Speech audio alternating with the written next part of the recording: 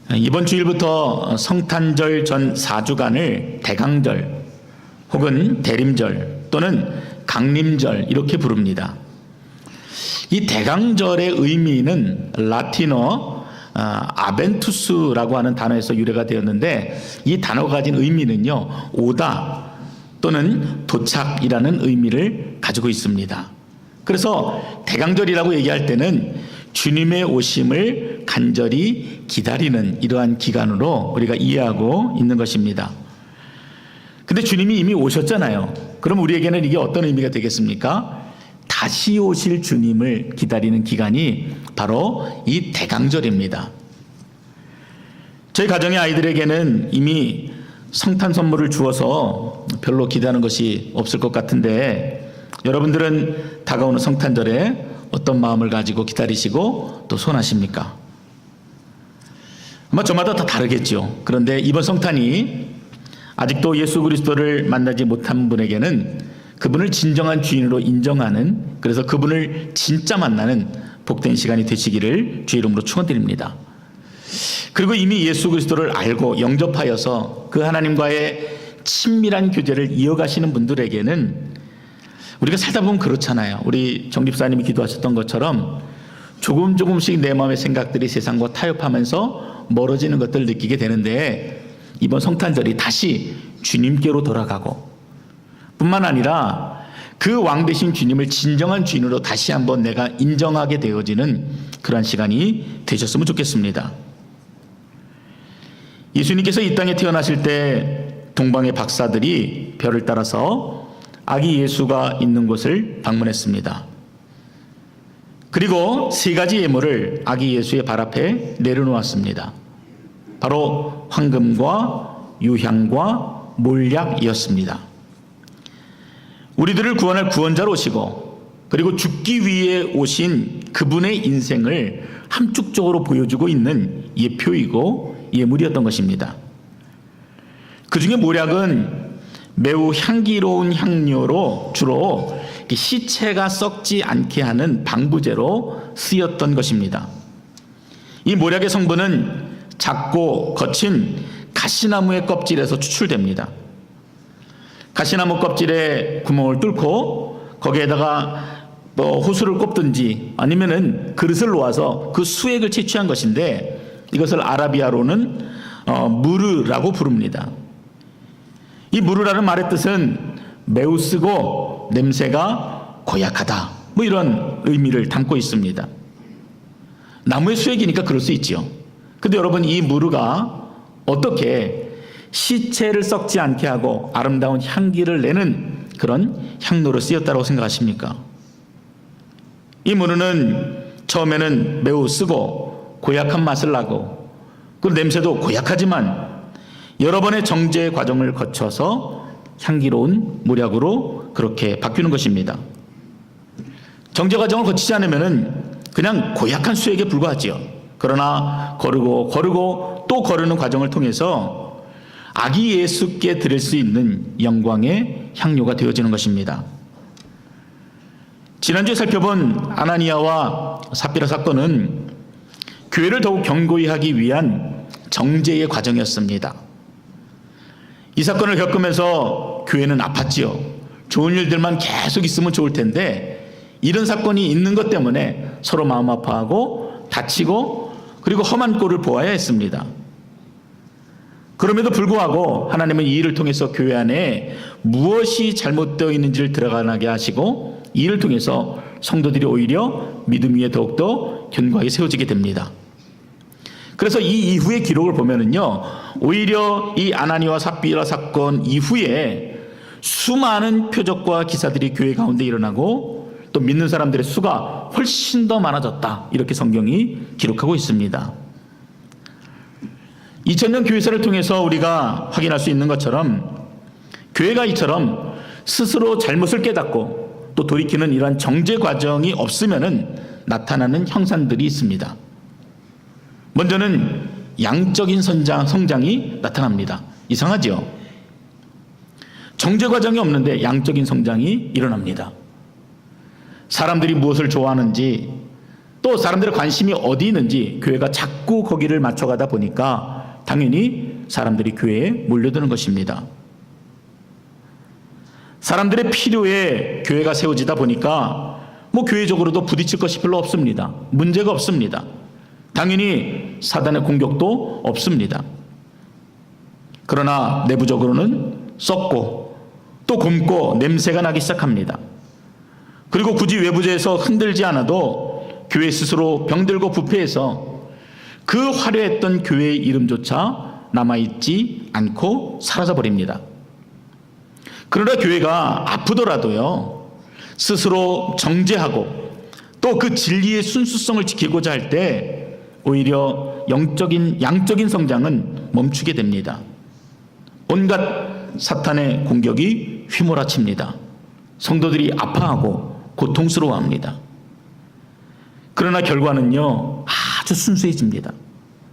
성도들이 진리 위에 더욱더 견고히 서고 교회는 세상 가운데 부끄러운 모습이 아니라 누구에게도 보여줄 수 있는 당당한 모습으로 존재감을 드러내는 것입니다. 지금 한국의 38선에서는 앞으로 휴전이냐 종전이냐를 놓고 머리싸움을 하고 있습니다. 참 그리스도인은 주님 부르실 그날까지 치열하게 싸우는 사람들이 그리스도인입니다. 교회가 어둠의 영들과 치열하게 전쟁을 하지 않는 휴전의 상태다, 아니면은 이미 우리는 싸울 것을 다 싸웠다, 더 싸울 것이 없다 라고 종전이 선포되었다면은 여러분, 그것은 교회가 잠자고 있는 것입니다. 죽은 것이에요. 그것은 또한 교회를 향한 심각한 경고입니다. 이미 세속화가 교회에 깊숙이 침투해서 스스로를 돌아보지 못하고 있는 것입니다. 그래서 참된 신자, 참된 교회는요, 늘 치열하게 살 수밖에 없습니다. 늘 치열하게 영적인 전투가 벌어지고 또 그것들을 민감하게 느끼고 사는 것이 정상적인 신앙생활입니다. 오늘 본문에 보니까 이 급성장한 초대교회에 또 다른 문제들이요, 서서히 드러나게 됩니다. 문제가 있을 수밖에 없지요. 불과 1, 2년이라는 짧은 시간에 2만에서 3만 명이 모이는 초대형 교회로 성장했기 때문입니다. 그 많은 인원을 수용할 수 있는 변변한 건물이나 시스템도 없습니다. 그 많은 인원을 수용할 수 없을 뿐 아니라 조직도 사도와 교인들로 구분되는 단순한 구조입니다. 그 안에는 성숙된 신자들이 가득하기보다는 이제 예수를 믿고 예수의 사람이 되기로 결정한 초신자들만 가득합니다. 물론 사람이 많으니까 보기 좋겠죠. 그러나 성숙하지 못한 성도들이 얼마나 많이 그 교회에서 문제를 일으키고 있었겠습니까? 안 봐도 다 보이는 것 같습니다. 아마 모르긴 몰라도 그 교회 담임 목사님은 날마다 살이 쭉쭉 빠지고 있었을 것입니다. 그런 구조 속에서는 성도를 돌보는 목양이라는 것이 사실상 거의 불가능합니다. 그러다 보니까 교회 형태도 성전교회와 가정교회, 이 두 가지 형태를 유지하고 있었습니다. 2, 3몇 명이 모일 때는 함께 예배드리고 경배하고 하나님을 찬양했지만 이 사람들이 흩어지면은요, 우리가 지금 구역 모임을 모이는 것처럼 점조직 형태로 모이는 가정교회 모습을 가지고 있었던 것입니다. 사도들도 성도가 늘어나니까 업무가 과중이 됐어요.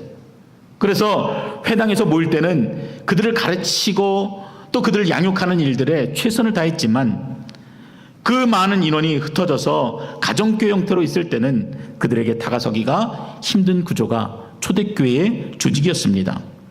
그런데 여기에서 문제가 발생합니다. 1절에 보면은 성도가 두 패로 나뉘었다 그럽니다. 그래서 서로 원망하는 일이 발생한 것입니다.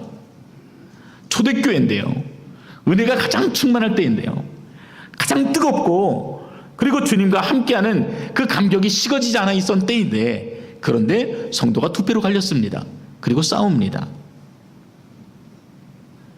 예루살렘 교회에 유대파 유대인들과 헬라파 유대인들로 나뉜 것입니다. 유대파는 팔레스틴에 살면서 예수를 믿은 유대인들입니다. 본토박이에요. 그러니까 이 땅에 살다가 어떤 경로를 통해서든 예수를 믿고 듣고 그리고 그 자리에서 예수를 영접한 유대인들이 이 유대파 유대인들입니다. 헬라파는 팔레스틴 밖으로 이민 가서 살다가 거기서 살면서 이제 거기서 예수를 알게 되고 그래서 믿게 되어서 이제 나는 예수의 사람이라고 말했던 사람들이 바로 이 헬라파 유대인들입니다. 아마 우리하고 좀 신분이 비슷한 것 같습니다. 뭐 교표 이렇게 교인들 이렇게 말할 수 있겠죠. 6월절이나 오순절을 맞아 예루살렘에 수많은 사람들이 모이게 되지요. 그런데 그 가운데서 복음을 듣게 되는 겁니다. 팔레스틴 지방에 살던 사람들도 복음을 듣고 또 먼 이방에 살다가 고향을 방문한 사람들도 복음을 듣고 그리고 예수의 사람이 되었습니다. 예수님을 만나고 보니까 너무 좋은 거예요. 예수님을 멀리할 수가 없었어요. 그래서 이제는 집이 있는 저 타향으로 돌아갈 생각을 하지 않고 그냥 이 자리에 머물기로 결정을 한 것입니다. 사도들의 말씀을 들으면은 너무나 꿀송이보다도 달고 또 예수를 믿었다는 그 감격이 너무나 컸기 때문에 다시 고향으로 돌아가 그냥 그곳에서 이방인으로 살아가는 것보다는 내가 이곳에서 예수의 사람으로 살아가는 것이 훨씬 더 좋다고 그렇게 마음에 결정을 한 것입니다. 근데 여러분 생각해 보십시오. 집도 저기에 있고 가지고 있는 것도 다 저기에 있는데 내가 여기에 살기로 결정했다. 그것은 당장 이 사람이 먹고 사는 문제가 대두되는 것입니다. 이미 가지고 온 돈은 다 써였어요. 자신이 어느덧 구제받아야 될 대상이 되어버렸습니다. 그러다 보니까 교회 안에 문제가 발생한 것입니다. 여러분 처음에 유대파 유대인들이 있었다 그랬지요? 처음부터 이곳에 살면서 예수를 믿어 정착한 사람들이 있습니다.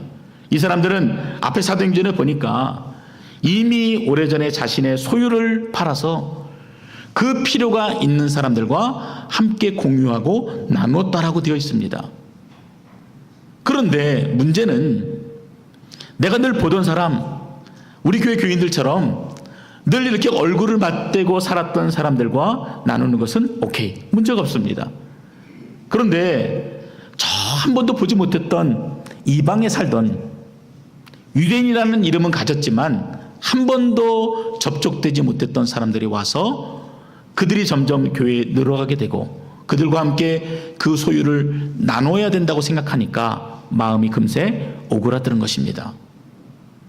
똑같죠? 우리들의 마음하고 똑같습니다.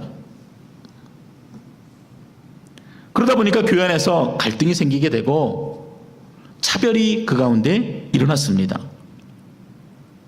헬라파 유대인들이 가만히 보니까 자신의 과부들이 이 구제를 받는 일에 있어서 그 자리에 있었던 유대파 유대인들에 비해서 차별을 당하는 것이 느껴진 것입니다.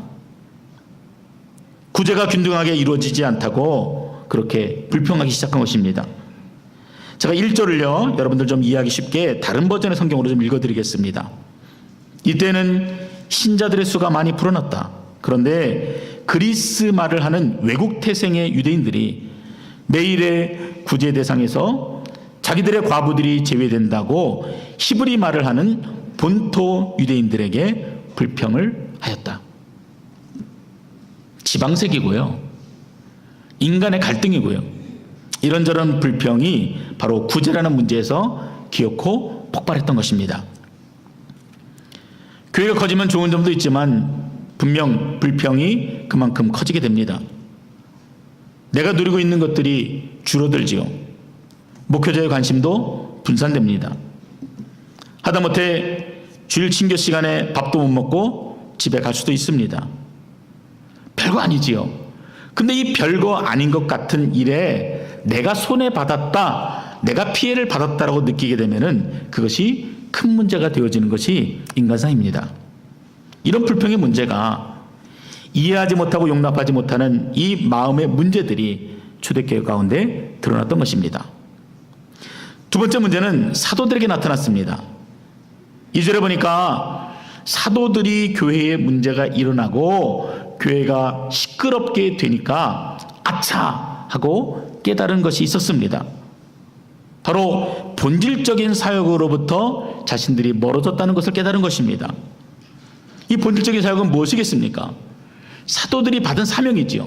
말씀을 전하고 기도에 전무하는 것, 그것이 하나님이 사도들에게 맡겨주신 본질적인 사역인데, 사람들이 늘어나가고 업무가 과중이 되다 보니까 재정을 가지고 남을 구제하고 재정을 관리하는 그 일들에 그 모든 시간들을 다 빼앗기고 있었던 것입니다. 교회가 갑자기 커지면서 관리해야 될 일이 너무나 많아진 것이에요. 시간이 부족해진 것입니다. 그러다 보니까 말씀을 묵상하고 경건을 가져야 될 그 시간들이 자신의 시간표 속에서 사라져버린 것입니다. 목회자로서, 교회를 맡은 자로서 절대로 양보해서는 안 되는 부분이 있어서 이탈한 것입니다. 사도들도 인간인지라 마땅히 자기가 서 있어야 할 자리를 벗어난 것입니다. 이것이 초대교회가 가지고 있었던 또 다른 문제였어요. 여러분, 이 부분은 교회가 경계해야 될 부분입니다. 교회가 비대해지면 조직상으로 목회자들에게 주어지는 업무들이 늘어나게 됩니다. 큰 교회가 아니더라도 작은 교회들도 마찬가지입니다. 내가 해야 될 일들을 하지 못하게 되면은 그 일들은 누군가가 하게 되어 있고, 모든 사람들이 그 일들을 나누어지지 않으면은 결국 그 짐들은 특정한 사람 한두 사람에게 몰리게끔 되어 있습니다. 내부적으로 문제가 일어나지요. 대외적으로도 여러 가지 요구하는 것들이 많이 있습니다. 몸은 하나인데 사역들이 늘어나다 보니까 목회자들이 말씀을 깊이 묵상하고 하나님 앞에 눈물로 매달리는 일들이 줄어듭니다. 사실 이런 모습들은 한국교회의 아주 대표적인 모습입니다. 그리고 일반적인 모습입니다. 그러나 그것들을 결코 정상적이라고 말할 수가 없는 것입니다. 얼마 전에 소천하신 유진 피터슨 목사님은 이 목회자의 분주함을 강하게 경고합니다. 하나님과의 친밀한 교제를 나눌 수 없이 분주하다면 그것은 목회자의 영혼에 문제가 있다는 것입니다. 그래서 심지어는 목회자들이 분주하다라는 그 단어로 내가 하나님께 헌신하고 있구나, 내가 충성을 다하고 있구나, 그렇게 생각하고 있는데 그것은 목회자의 착각이라는 것입니다. 그래서 뭐라고 지적하냐면은 그 목회자의 분주함은 바로 하나님을 향한 배신의 표시다, 이렇게 강하게 말씀합니다. 목회자는 하나님께서 맡기신 양들을 잔잔한 물가로 인도해야 할 책임이 있습니다. 그 일을 위해 기도의 골방에 들어가서 하나님과 깊이 만나고 그 마음들을 성도들과 나눌 수 있어야 합니다. 그것이 바로 목회자의 본질적인 사역인 것입니다. 제가 베들교회에서 사역을 하면서 여러분들이 가지고 있는 공통적인 생각 가운데 하나는 목회자가 분주하다, 바쁘다라는 그런 이야기입니다. 그러나 말씀을 가르치고 성도들을 위해 기도하고 돌보는 이 본질적인 사역에 있어서 분주함은 당연합니다. 그것은 분주한 것이 아니에요. 여러분들이 어려울 때 신방을 요청하시고 또 배우고자 하는 일에 저를 더 분주하게 해주셔야 되는 것입니다. 그런데 이 분주함의 문제는 단지 목회자들만이 아닙니다. 성도들도 마찬가지죠. 이민생활이 얼마나 할 일이 많아요. 돌아볼 것도 많습니다. 집안일도 끝도 없고, 남편을 돕고 아이들을 돕고 거기다가 교회 일도 만만치가 않습니다. 참 신기한 것은 교회 성도들이 들어가고 젊은 사람들이 보여도 교회 일이 줄지 않는다는 것입니다. 오히려 더 많아집니다. 그것도 몇몇 사람들에게만 편중되어서 죽을 맛입니다. 자기는 목회자도 아닌데 일주일 내내 교회에서 살기도 합니다. 성도들은 점점 지쳐가고 그 모습을 지켜보는 목회자들도 함께 지쳐갑니다. 더 이상 의욕이 일어나지 않는 것입니다. 자, 여러분, 이러한 교회 문제, 사실은 평범하지만 어느 교회에나 있는 이런 불평등, 사역의 편중, 그리고 분주함의 문제를 초대교회는 과연 어떻게 처리하고 있는가? 여러분, 이 내용을 우리가 살펴보는 것이 사실은 더 중요합니다. 내 마음이 확인이 되어지고 누군가 나를 좀 알아주어서 내 마음이 위로받는 것보다는 성령이 충만했던 초대교회 교인들이 어떻게 교회 안에 발생하는 이러한 문제들을 어떠한 관점으로 바라보고 어떻게 지혜롭게 헤쳐나갔는지를 깨닫는 것이 우리에게 필요한 것입니다. 오늘 말씀이 이 문제를 어떻게 해결합니까? 2절에 보면은 문제를 푸는 첫 번째 단계로 내부적인 자각을 말씀합니다. 2절에 보니까 12사도가 모든 제자를 불러 이르되 우리가 하나님의 말씀을 제쳐놓고 접대를 일삼는 것이 마땅하지 아니하니. 이게 무슨 말이에요? 사도들이 다 모여서 야, 우리가 정말 잘못했구나, 이런 것입니다. 우리가 정신을 못 차리고 있구나, 하나님의 말씀이 아니라 엉뚱한 일에 우리가 열심을 보였구나, 이렇게 스스로 책망한 것입니다. 그것도 성도들에게 그 탓을 돌리는 것이 아니에요. 왜 저 사람은 저렇지? 왜 교회가 이 모양이야? 남을 탓을 하는 것이 아니라 지도자가 스스로 바로 내 탓이요 하는 마음을 가진 것입니다.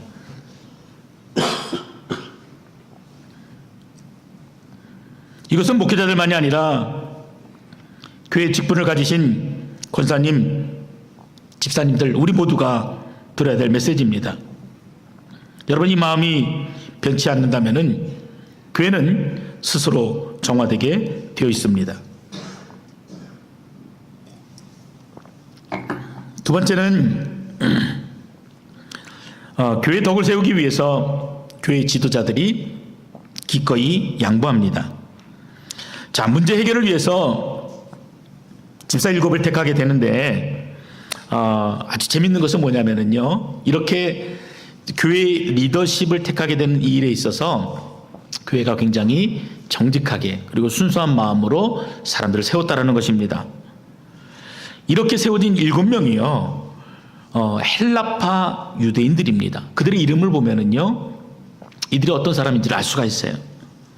분명 사도들은 성령과 지혜가 충만하여 칭찬을 받는 자 7을 택하라, 이렇게 누구를 특정하여 구분하지 않았는데 헬라파 유대인들 7명을 세웠다라는 것입니다. 여러분, 무슨 의미겠습니까?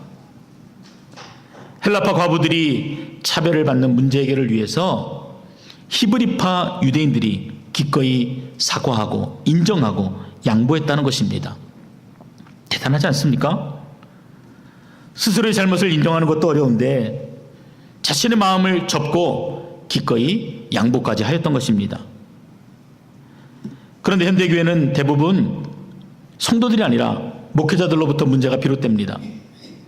물론 극소수 목회자들의 일들이고 대다수의 목회자들은 이름도 없이 미자립 교회들을 이끌고 있지만 각종 교회 비리의 중심에 목회자들이 꼭 있습니다. 어떤 목회자는 마치 자신이 하나님인 양 거들먹거립니다. 연약한 성도들을 돌아보며 자신을 낮추고 죽기까지 복종하기보다는 교회를 깨고 오히려 수많은 성도들의 마음을 찢어놓습니다. 예전에 우리가 보았던 목사님들은 청빈하고 겸손하여서 세상 사람들이 보아도 존경할 만한 그런 인물들이었는데, 예전에 우리가 보았던 장로님들이나 권사님들은 그 삶의 모습에 있어서도 모든 사람들에게 본이 될 정도로 겸손하고 아름다운 삶을 살았는데 그러한 교회의 리더십들을 찾아보기가 이제는 너무나 어려워졌습니다. 이처럼 현대 교회의 문제는 거의 지도자의 문제라고 해도 과언이 아닙니다. 근데 예루살렘 교회는 어떻게 했어요? 이런 현대 교회가 가지고 있었던 모습이 아니라 전혀 다른 모습으로 반응했습니다. 교회 지도자들이 이것은 내 잘못입니다, 내가 부족했기 때문에 그렇습니다, 스스로 잘못을 깊이 자각하고 그리고 문제 해결을 위해서 교회의 연약하고 보호받아야 할 성도들을 위해서 교회 지도자들이 기꺼이 모든 권리를 내려놓았다는 것입니다. 이것은 분명 우리에게 주는 강한 메시지가 됩니다. 새롭게 세워진 7 집사를 통해서 교회가 더욱 견고히 세워져 갔습니다. 7집사가 헬라파 유대인이라는 말이 무색할 정도로 7집사는 성령이 충만하고 지혜로워서 누구라도 인정하고 칭찬할 만한 자들이 선출이 되었습니다. 그뿐입니까? 그렇게 세워진 자들이요, 열심히 섬기고 봉사하여서 전문 사역자와 또 평신도 사역자의 역할이 확연하게 구별이 되었습니다. 사도들은 복음 전파와 기도 사역에 전심을 다할 수 있었고, 또 구제나 분쟁 해결 같은 일들은 집사들이 책임 있게 맡아서 교회를 세워나갔던 것입니다. 초대교회가 이렇게 할 수 있었던 가장 큰 원인이, 저는 이 각 직분자들이 자신의 역할과 책임에 충실하였다라고 저는 그렇게 봅니다. 사도는 사도로서, 집사는 집사로서, 성도는 성도로서 자신에게 주어진 역할들에 최선을 다한 것입니다. 그래서 집사든 권사든 목사든 직분을 맡았다는 것은요, 가장 기본적인 원칙을 기억해야 합니다. 그것은 내가 직분을 맡아서 어떤 힘이 생겼다, 아니면은 지시를 할 수 있는 위치가 되었다라고 여기는 것이 아니라 철저하게 내가 하나님의 종이 되었다라고 하는 그런 마음의 자세가 필요합니다. 우리는 이렇게 얘기하죠. 저는 하나님의 종입니다. 저는 하나님의 청지기입니다. 이 단어를 얘기할 때 우리가 servant라고 얘기합니다. 근데 여전히 교회 안에는 servant보다는 여전히 교회를 자기의 일로 여기고 자신의 욕심을 드러내고, 그러다 보니까 무엇인가 일을 할 때마다 가시적인 것을 드러내고 어떤 결과를 보기 원하는 자들이 생기게 됩니다. 이것은 교회가 지금까지도 가지고 있는 어려움의 문제들입니다. 물론 그러한 문제들을 잘 해결하는 것이 참 어렵지요. 그러나 그럴 때마다 우리를 부르신 자리가 어떤 자리인지를 기억하는 것들이 너무나 중요합니다. 오늘 이 2절에 보니까 이렇게 세워진 집사들을 뭐라고 얘기하냐면요, 영어 성경이 아주 잘 표현합니다. Wait on tables 이렇게 되어 있습니다. 우리는 하나님의 나라와 그 영광을 위해서, 그 시중을 받기 위해서 대기하는 자들이다, 이렇게 설명하고 있는 것입니다. 사도들이 최초의 7집사를 교회 앞에 세워서 기도하고 안수한 뜻도 바로 거기입니다. 그들에게 어떤 특별한 권위를 부여한 것도 아니고, 그렇다고 권능을 부여한 것도 아니라 이제 평생을 두고 성도들을 섬기는 종의 자리에서 헌신하는 것을 다시 한번 확인시켜 주는 것입니다. 그런 의미에서 우리는 다 같이 봉사자입니다. 목사는 목사대로, 집사는 집사대로 그 맡은 역할이 다를 뿐이지 다 같은 봉사자라는 말입니다. 로마서 12장 3절에서 5절 말씀에 내게 주신 은혜로 말미암아 너희 각 사람에게 말하노니 마땅히 생각할 그 이상의 생각을 품지 말고 오직 하나님께서 각 사람에게 나눠주신 믿음의 분량대로 지혜롭게 생각하라. 우리가 한 몸에 많은 지체를 가졌으나 모든 지체가 같은 기능을 가진 것이 아니니 이와 같이 우리 많은 사람이 그리스도 안에서 한 몸이 되어 서로 지체가 되었느니라. 각자의 믿음과 분량과 또 은사에 따라서 각각 다른 책임을 받은 것이다, 이렇게 말하는 것입니다. 그렇게 각각 다른 역할들이 한 몸을 이루고 또 교회를 이루도록 하셨다라는 그런 말씀이 됩니다. 이처럼 예루살렘 교회에 드러났던 문제는 오히려 교회의 잘못이 드러나므로 더 순결하게 정죄되었습니다. 또한 이 일로 인해서 교인들은 서로의 잘못을 인정하고 양보하면서 더욱 견고하게 하나가 되는 기회를 얻었습니다. 새롭게 세워진 집사들은 자신들에게 주어진 그 어떤 일들도 기꺼이 서번트로 봉사하고, 또 사도들은 복음을 전하는 일과 기도하는 일에 전무할 수가 있었습니다. 여러분, 막 무엇인가 교회가 제대로 되어가는 것 같지 않습니까? 질서가 없던 교회가 이처럼 문제를 통해서 질서가 잡혀가고 하나님께서 원하시는 교회의 모습으로 세워지는 그런 감격이 초대교회의 교회 모습이었습니다.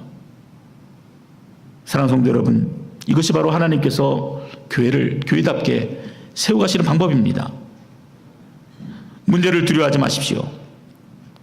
문제를 피해가지도 마시기 바랍니다. 그것이 내게 주는 고난이라면 기꺼이 받으시고 그 결과가 하나님 앞에 영광이 되도록 말과 행동에 있어서 철저히 순종하시기 바랍니다. 이렇게 세워진 초대교회를 7절이 이렇게 증언합니다. 하나님의 말씀이 점점 왕성하여 예루살렘에 있는 제자의 수가 더 심히 많아지고 허다한 제사장의 무리도 이 도에 복종하니라. 우리는 교회에 대해, 교회 리더십에 대해서 불평할 수 있습니다. 그러나 그것이 자신의 사사로운 감정이나 나를 위한 것이라면 아낌없이 흔적도 없이 그 모든 것들을 버리실 수 있기 바랍니다. 여러분에게 이런 불평을 권유합니다. 복음이 제대로 전해지지 못하는 것에 불평하십시오. 주님의 십자가가 마음에 뜨겁게 느껴지지 않는 것에 불평하십시오. 나를 부르신 봉사의 자리에 더 겸손하게 종으로 섬기지 못함에 불평하시는 여러분 되시기 바랍니다. 여러분, 그것이 참된 교회 모습이에요. 그리고 우리가 꿈꾸는 교회 모습입니다. 우리 베델교회가 2019년도를 계획합니다. 그리고 준비하고 있습니다. 이런 마음들이 중심이 되어 있지 못하면은 아무리 그 계획이 완전하고 사람들에게 만족감을 줄 수 있는 계획이라 할지라도 결코 하나님이 받으실 수가 없습니다. 우리의 생각이 복음 앞에 진실해질 수 있도록, 그리고 베들교회가 날마다 정제되어져 가서 순수한 복음의 결정체로 남을 수 있도록 함께 애쓰시는 여러분 되시기를 주의 이름으로 축원드립니다. 기도하겠습니다. 참으로 좋으신 아버지 하나님, 초대교회 가운데 있었던 어려움의 문제들, 그러나 그것이 단지 그 교회만의 문제가 아니라 우리가 겪고 있는 일상의 문제임을 함께 바라보았습니다. 보고 있음에도 알매도 돌이키지 못하는 우리들을 주님이 아시오니 하나님, 이 시간 우리들 마음을 겸손케 하셔서 성령이 충만한 자가 어떻게 교회를 세워나가는지, 얼마나 겸손하게 하나님의 영광을 바라보는지, 얼마나 순종하여 주님을 기쁘시게 하는 거룩한 모습으로 세워져 가는지 바라보게 하시고, 날마다 스스로를 깎고 정죄하여서 복음의 순수한 결정체로 되어지는 귀한 일들로 우리를 인도하시기를 원합니다. 그 일에 베들교회를 부르셨사오니 우리가 믿음으로 하나 되게 하시고 더 사랑하고 섬기게 도와주시고 아낌없이 희생하며 봉사하는 서번트의 자리에 나갈 수 있도록 인도하셔서 하나님, 우리 모두가 주님 보시기에 아름다운 모습으로 날마다 세워져가는 귀한 자리가 되게 하여 주시옵소서. 주님 앞에 모든 감사와 찬양을 올려드리며 예수님 이름으로 기도드렸습니다. 아멘.